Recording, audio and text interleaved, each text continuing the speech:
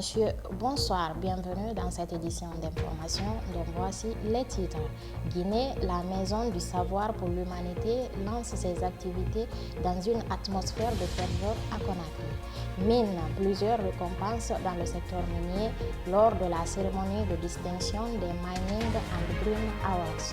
C'était tout au compte des titres dans un instant médical.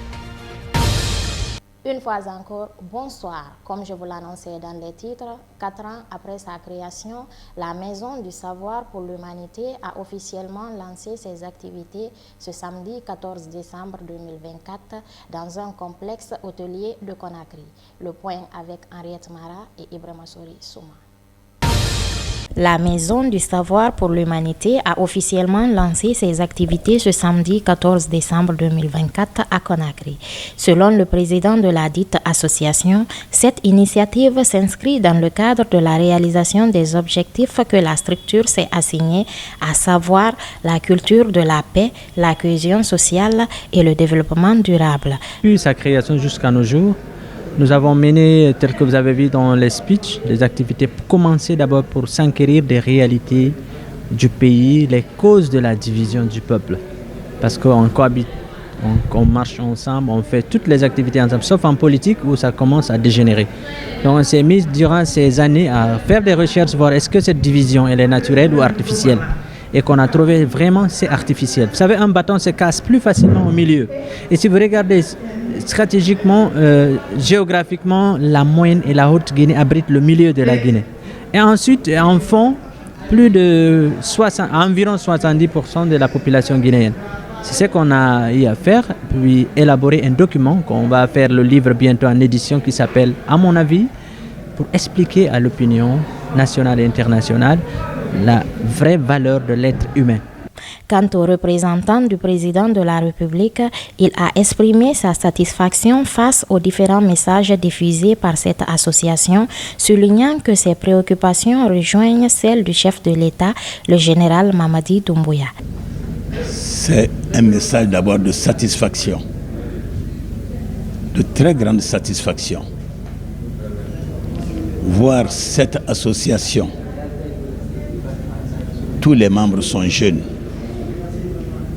que ces jeunes se saisissent de la préoccupation, des préoccupations de ce pays en ce temps,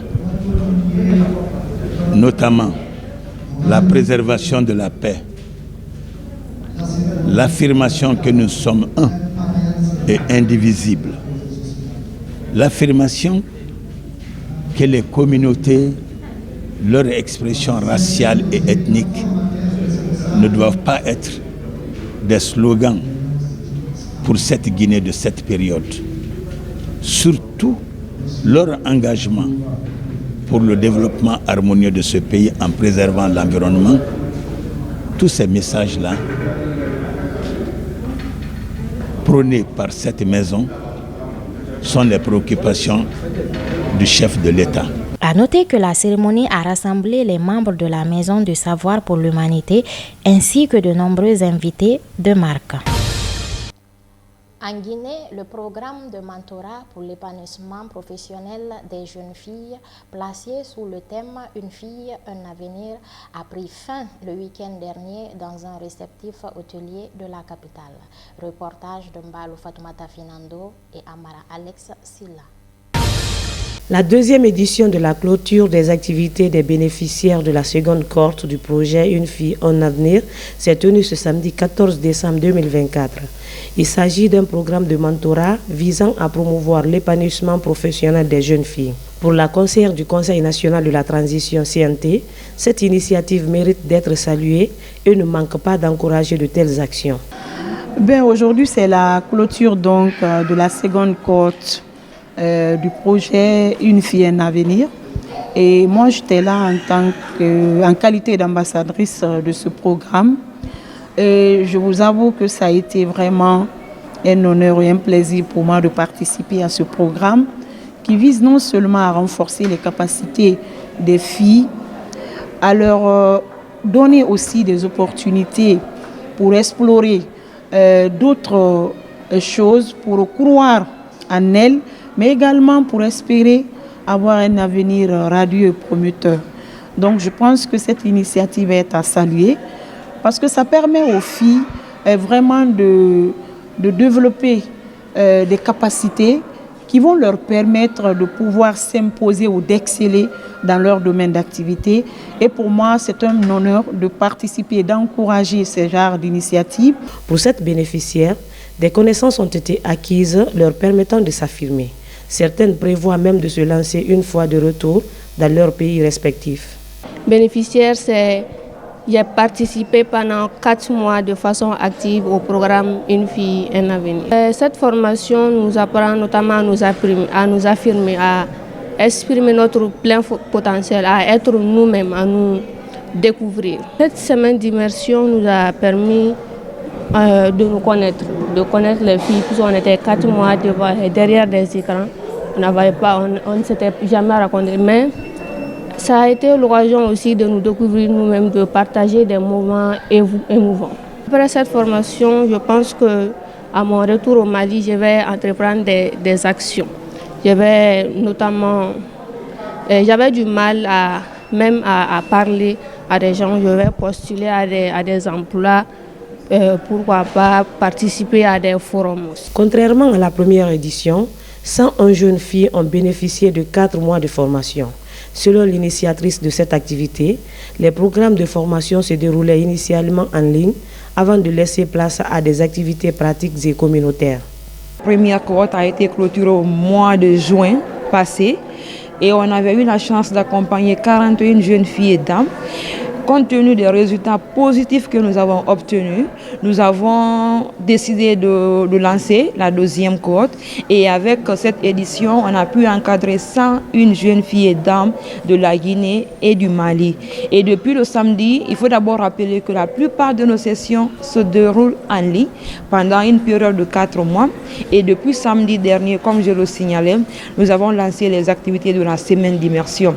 C'était une opportunité de réaliser des activités communautaires, de réaliser des formations pratiques, mais de clôturer aussi les activités de la deuxième cohorte de façon officielle. Nous avons décidé de se focaliser beaucoup plus sur les mutilations génitales féminines. Il n'y a pas de thème spécifique, mais nous avons œuvré à travers plusieurs activités dans le cadre de la lutte contre les mutilations génitales féminines.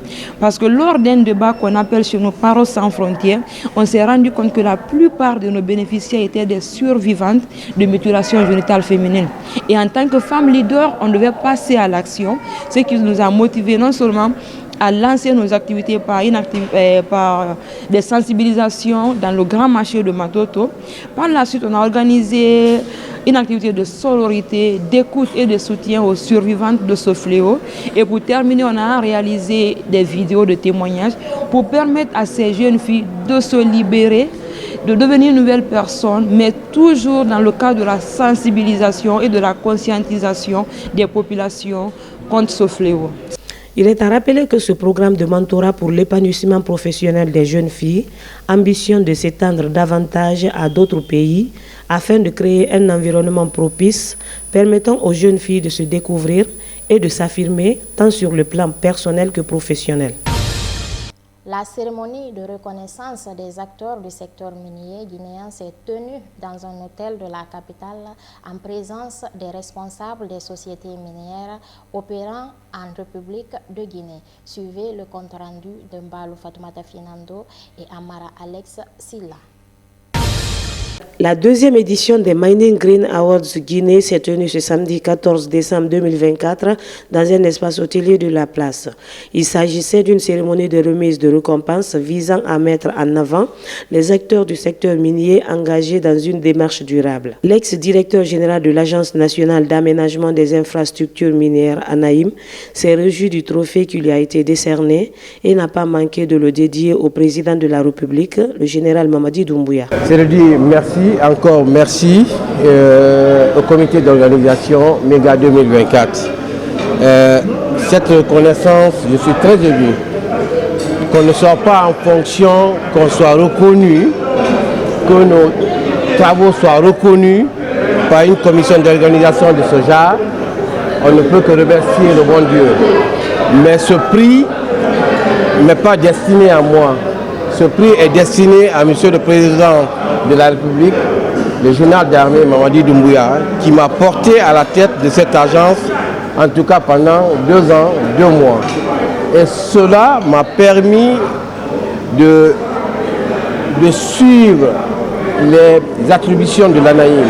Et encore une fois, merci à Monsieur le Président de la République qui a bien voulu mettre l'ANAHIM dans son contexte, redéfinir les attributions de l'ANAHIM dans son rôle originel qui consiste tout ce qui est conception, étude et réalisation des infrastructures, tout en faisant de l'ANAHIM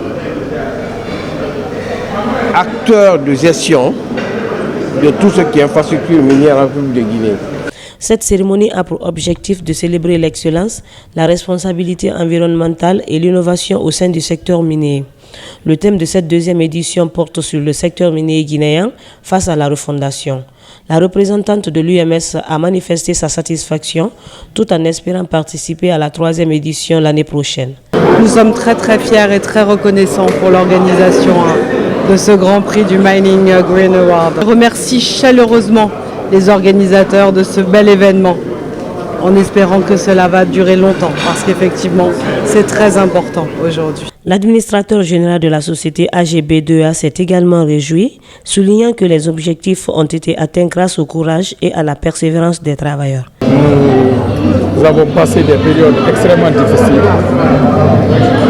Et notre rêve de bâtir une société minière qui soit intégrée de la mine jusqu'au port s'est réalisé grâce à notre partenariat avec la société Sino-Hydro, dont le représentant régional est ici à côté de moi.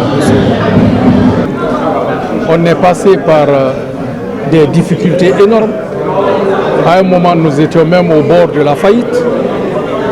Mais je crois que l'esprit patriotique a prédominé et les travailleurs ont fait montre de leur résilience, de leur esprit de sacrifice, et c'est ce qui nous a permis aujourd'hui d'être là où nous sommes.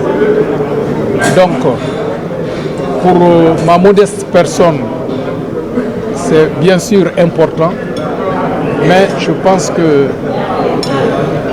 il faut lire ce succès, surtout à travers la sueur, quelquefois les larmes, mais également les sourires de toutes celles et de tous ceux avec lesquels nous avons fait ce projet.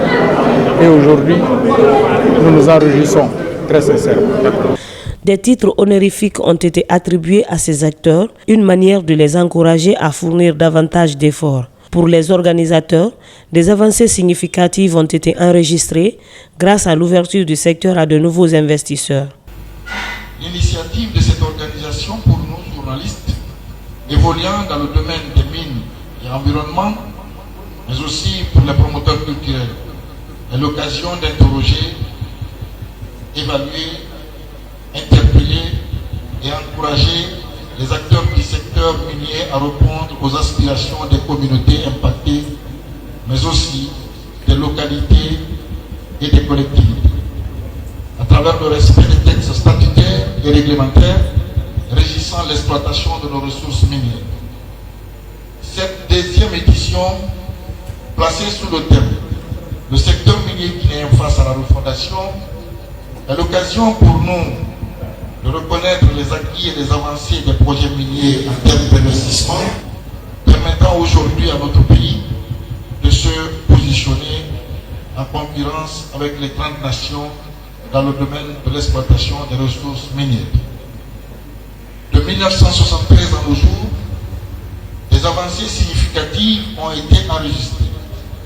Certes, des difficultés ont été rencontrées, mais l'ouverture du secteur à d'autres investisseurs a permis de lui donner une nouvelle orientation avec l'application des textes réglementaires, l'apport envers les communautés donc a été considérablement augmenté grâce notamment aux contributions du Fonds FODEL et de l'ANAPI.